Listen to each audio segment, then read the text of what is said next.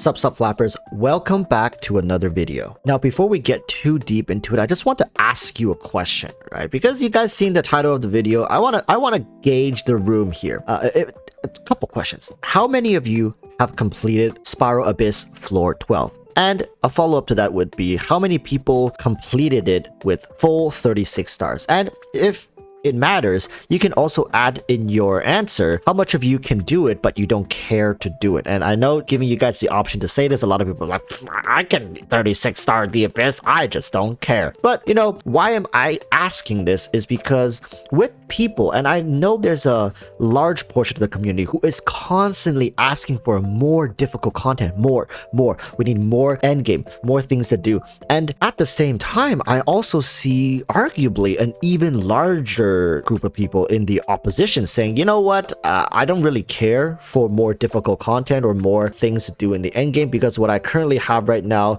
I feel is already overwhelming, right? And most of the time I've taken the liberty to talk to some of these people and they say like, oh well, I'm relatively new to the game, I'm still making adjustments to my end game and whatnot. So these people, for the most part, they can clear Abyss 12 but just not completely, and they don't seem like they have that kind of drive to really complete the full challenge. Whereas on the other side, I talk to them as well, and they oftentimes tell me, you know, I've been clearing Abyss 12 36 stars since 1.0, and I've been playing this game this whole time.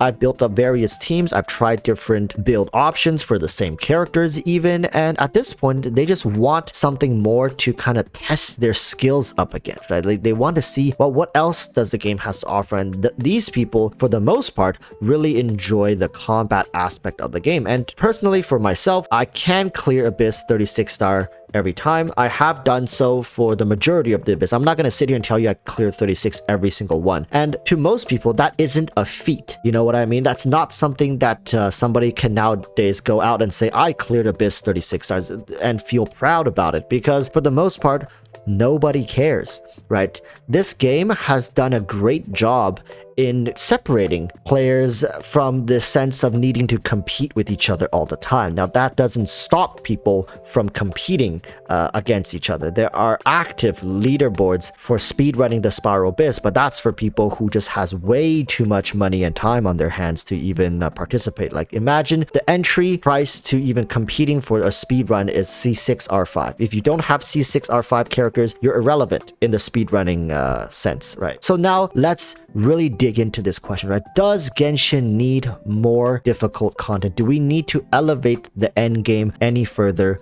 from it is right now? So if you are getting to this point of the video, I suggest you pause, go down into the comments, take a look. How far have people progressed? What do you see for the most part, right? Do people care? Because I don't know. But from what I've seen, most people, the vast majority of the people, seemingly can clear Abyss 12. However, the majority cannot 36 star it, but a small portion of them are the ones that are unwilling to sit through potentially a couple hours of grinding and resetting chambers to make sure they get that perfect run, to shed off maybe 10-15 seconds to get that 36 stars, to get that extra bit of primo gems. And most people don't seem like that's a worthwhile trade-off. Maybe in the beginning, when we first started the game, right, our first 36 star Abyss has always been the most special. That was the sense of accomplishment. In a sense, you have beaten the game once you've reached that point. It's like the first time when you play through a Pokemon game and you beat the Elite Four. You feel special, right? What about the second time, third time, fourth time, fifth time, and then you're on your like 70th time, you lose count. You don't care anymore. It becomes like a habitual ritual thing that you just do. You don't do it because you're looking for the challenge. You're doing it for the reward, right? You go through, you slap the crap out of the Elite Four because you need money, right? Or you need the EXP from beating the crap out of their Pokemons because they're the highest level. It's not that sense of like, oh, I'm gonna go in and this is gonna be a challenge, it's gonna be a grind. For the most part, people don't feel that anymore. So when people say like, hey, we want more difficult endgame, we want more challenging endgame, how many people can really resonate with that desire? And I know I'm sitting here saying like, well, more difficult endgame, sure, but that just means more hours poured in for what? Right? What is it that we can get in exchange from that? And here's the thing that I don't really understand. When people sometimes even say like, give us Abyss Floor 13 and you don't even need to give us rewards for it. Bitch, what? You're telling me even now, like, can you truly speak for the player base? Like, now people are too lazy to even do Spiral Abyss 12, and there's like 300 Primo Gems there. Of course, they can get like a couple stars on it, they're just not 36 star. You're telling me they can add a floor 13 and tie close to no rewards to it, and the players will be happily wanting to challenge it? Sure, I can give you the fact that the first time people will go in and be like, you know what, just for the sake of completing this challenge for the first time, it'll work. Right? You probably don't need any rewards and people will still do it. But once you do it for that one time, what's the point?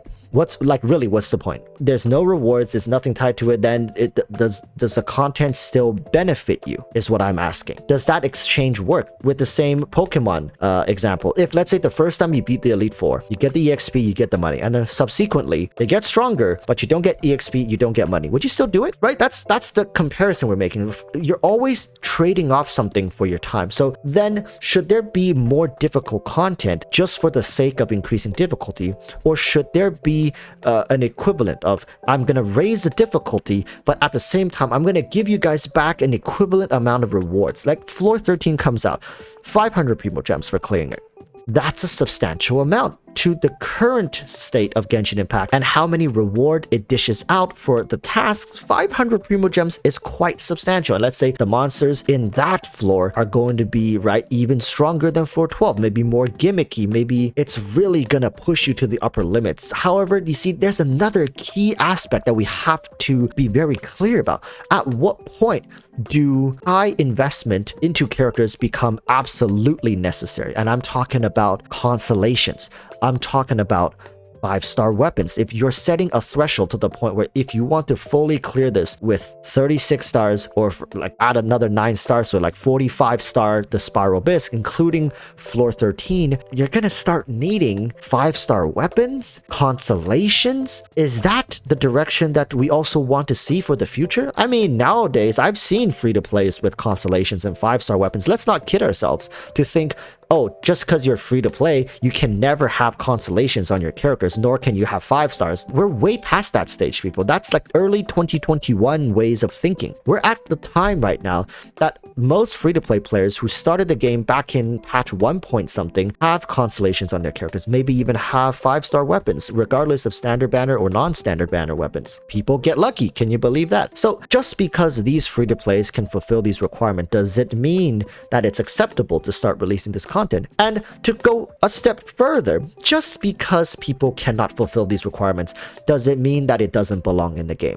Right now we're getting into another discussion, which is the territory of make content for the veterans as opposed to for the newer players. You see, there's all this stuff that we need answers to. The community need to answer it for themselves first. Is this okay? Maybe somebody watching this right now, AR45, struggling in Abyss, can't even reach floor 12, and they're like, what, floor 13? What is that? What's that gonna look like?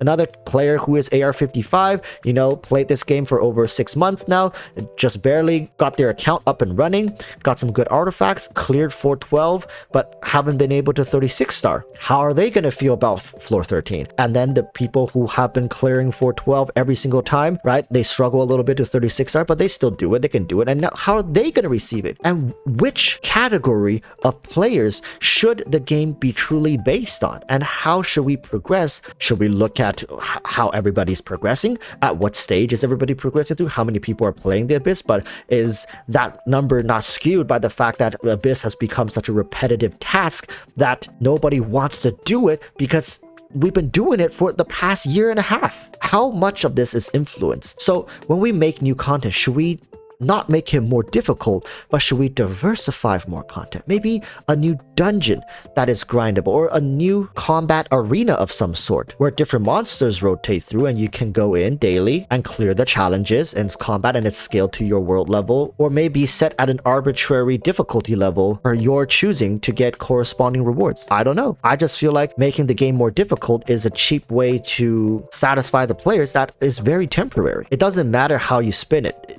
You cannot make content that does not give rewards in return, because that does not incentivize gameplay.